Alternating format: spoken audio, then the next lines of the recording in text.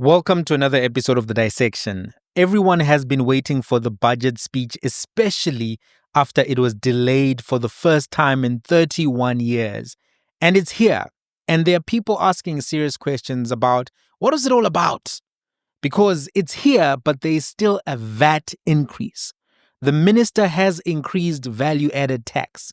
This is what he said.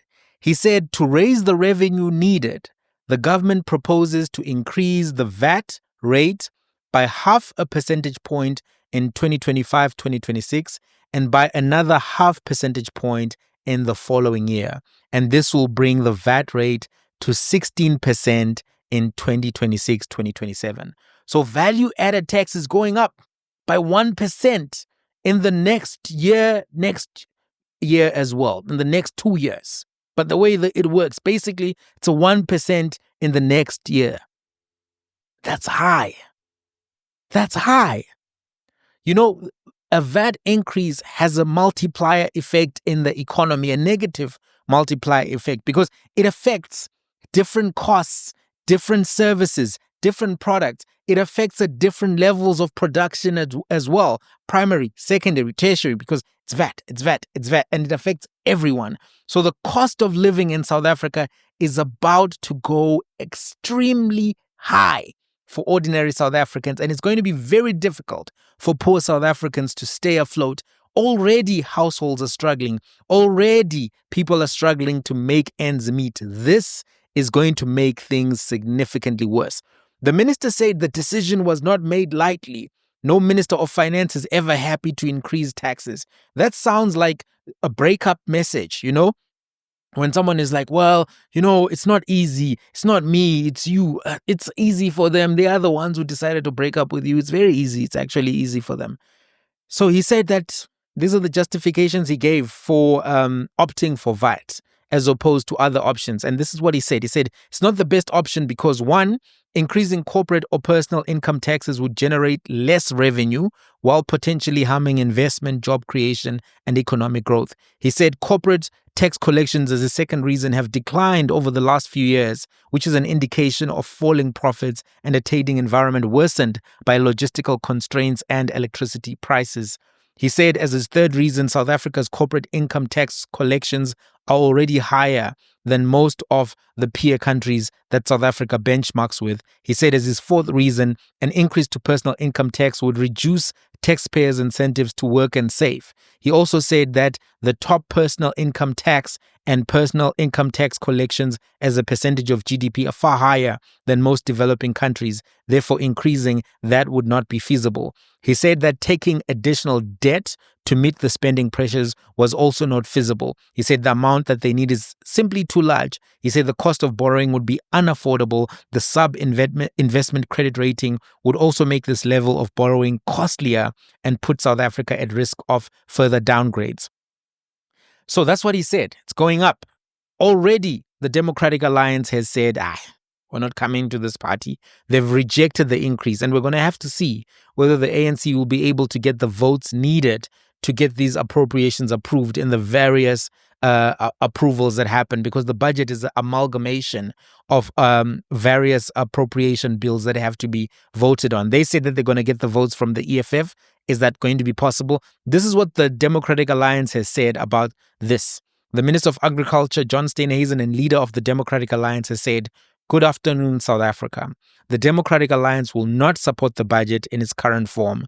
We'll continue to fight for economic growth and jobs." So what was this all about? What is this all about? The DA is saying we're still not at the party. The ANC is still trying to force us to do something that we don't want. At the beginning, there were people speculating that the DA and the ANC were trying to manufacture consent. They were trying to get the public to go with this by starting off, with the key negotiation tactic. You start high and then you bring people low. So I remember seeing tweets, people saying that they're going to start off at 2%, then they're going to come and announce 1%. Well, they have announced 1% split up over 2 years, right? But still, the DA is saying no. So it seems to me that it's not a case of the DA playing part of a manufacturing consent issue. I think that the DA genuinely does not want to have a VAT increase. Many other parties have said they don't want a VAT increase. It's an increase that will come with a lot of costs. Remember, the economic freedom fighters, Julius Malema, wrote an article in Times Live saying that they oppose a VAT increase and that they would protest a VAT increase. So they don't have the 22% from the Democratic Alliance. They don't have the 9% from the economic freedom fighters. Will they have the 14% from Umkhonto weSizwe? What's happening? Are they hoping that Gayton McKenzie, Rise Mzansi, and a few other parties will back them to get to the 50% to approve these particular budget bills? We'll see. We'll see. But the EFF has said, no, they're not coming.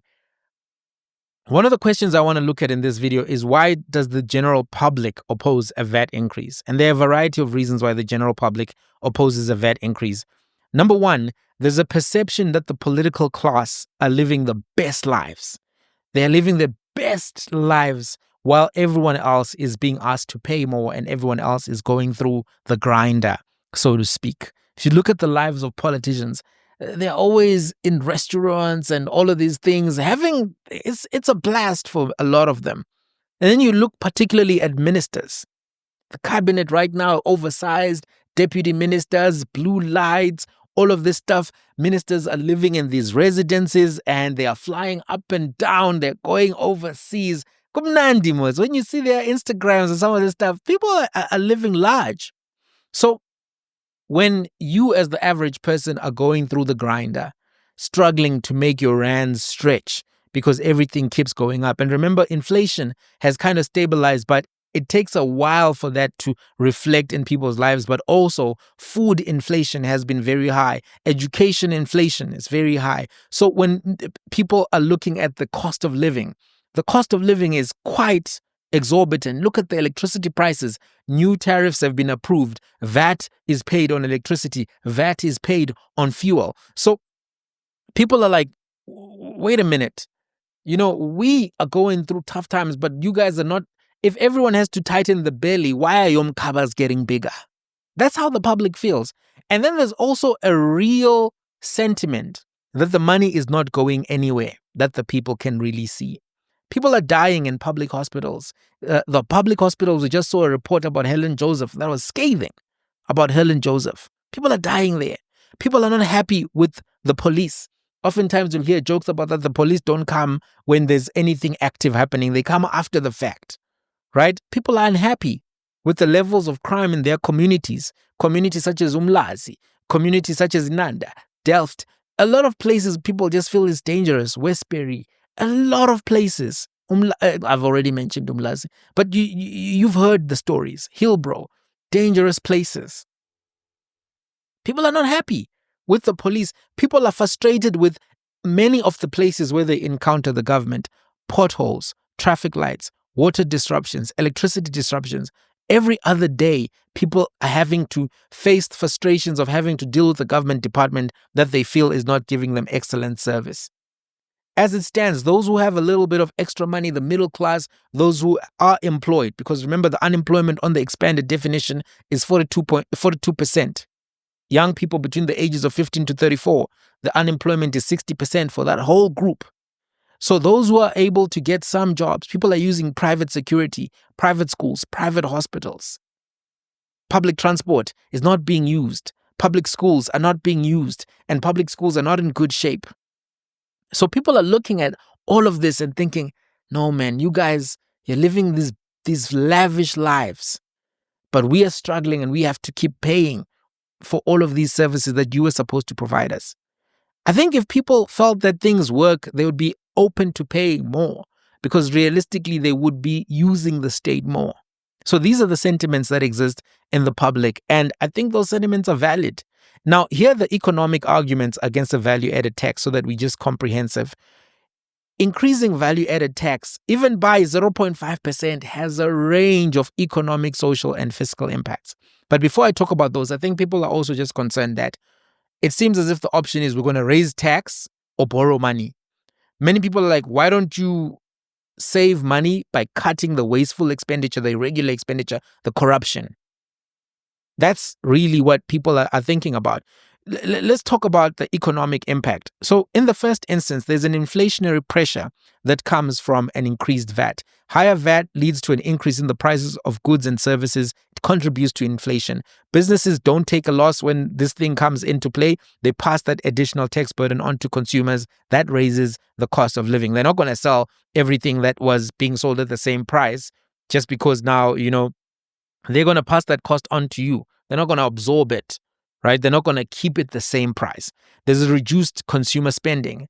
As goods and services become more expensive, consumer purchasing power declines. This leads to lower demand, right? Consumer goods, consumer durable goods, there's less people buying them. This can negatively impact retail and service sectors, particularly for these non-essential goods. When that happens, you have economic slowdown. A decrease in consumer spending leads to decreased business revenue, lower production, slower economic growth.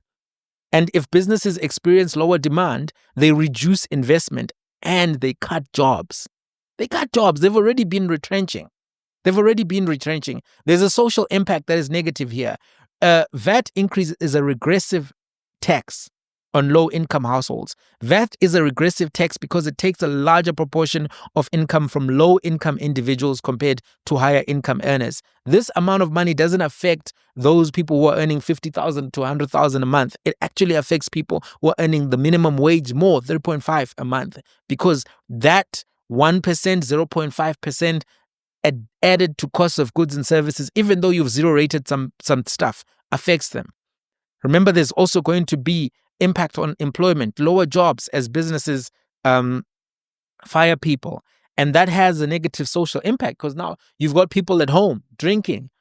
And sometimes unemployment contributes to domestic violence. It contributes to drug consumption. It contributes to social ills. That's a real challenge. Now, the argument that is made is that on the fiscal side is that there's going to be increased government revenue, right? That a higher VAT will increase tax revenue, which will help government to fund its programs, to move on infrastructure, social programs, etc. This can be beneficial if government channels that additional revenue towards reducing deficits and improving social welfare. Every year, the minister has been coming to say they're going to reduce the deficits, they're going to reduce the ratio of the debt to GDP, but it's actually been going up. The big problem that happens here is that for the ANC, any increased revenue collected does not particularly go to where it's supposed to. And this is the issue for many people. That money ends up in the hands of the Hosh Karmaimas with the yellow thighs, the Ankari Uli Chinas. It goes to Moloko, it goes to Zanzo, it goes to all of these places. I remember once a minister was being asked, hey, you're always at Taboo, or what is it? What's the name of that place there? Konka. They're saying, oh, when you're always at Konka. It's like, no, I'm not always at Konka. The other minister is always at Konka. I was like, why are ministers known for being at nightclubs? Yeah. Everyone is an individual. You're young. We want to be out there. But this is the issue. We were just reading in the news the other day about a story about how somebody appointed their their side chick to become head of a company that was doing a tender because they were now in the heat, and it's linked to the Tembisa hospital issue. What I'm trying to put across is that if 100 million is raised, how much goes to the Hamiltons of this world? How much goes to the Slay Queens? How much goes to actually the road that was supposed to be built? That's what is the whole frustrating thing about this thing. And as you have one side increasing, that you're collecting a little bit more from VAT, you have a real risk of reduced revenue from other taxes. Because now people are getting dismissed. If consumer spending is declining, those revenues are offset by lower corporate income tax, lower personal income tax revenues due to reduced business activity and employment. And then you may have potential for increased tax avoidance and evasion, because some people may start selling stuff on the side in the informal sector. Higher VAT may incentivize businesses and individuals to underreport sales or to conduct more transactions in cash to avoid taxes. That's a reality. So he's raised the VAT. We'll have to see how the different political parties respond, because remember, it's a proposal at this point, right? It still has to be approved by Parliament, right? The Minister of Finance is not Moses coming from the mountain with the tablet saying, thou shalt pay 16% VAT over 2 years. No, he's He's a government member of the executive, but Parliament approves the budget. So we'll have to see what happens. We'll have to see how the markets respond to this. Part of what was the promise of the coalition of the DA and the ANC is that they would balance each other out. But I don't know if this is happening. The cost of living issue is big. The economy is already growing at 0.6. This is likely to lower growth, not increase growth. That's the real concern. What do you guys think about this whole thing? Have you signed up for the book club? Sign up, join the book club. We're doing deep dive book dissections. I've done 2 videos today. I wanted to upload it today, but I think I'll do it tomorrow just so that the algorithm doesn't just, turn against me or whatever the case may be. So the dissection, book lab, we're live. The memberships are live. We're doing our first book dissection. It's members only. You can do it on the YouTube page. Go to the page. You'll see a join option. If you're on your phone, you may need to log on to YouTube directly if you're using an iPhone and then request the desktop option. You'll be able to see that there.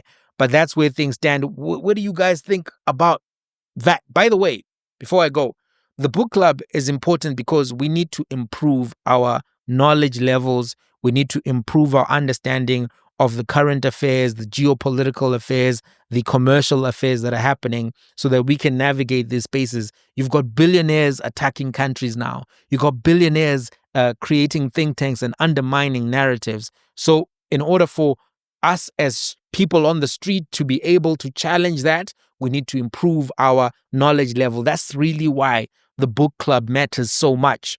The book says, the other book, the Bible, the big book, it says, my people perish for lack of knowledge. Let that not be us, not our generation, not this time. Let's get knowledge, let's get wisdom, and let's apply that to our lives. That's what it's about. Till the next one,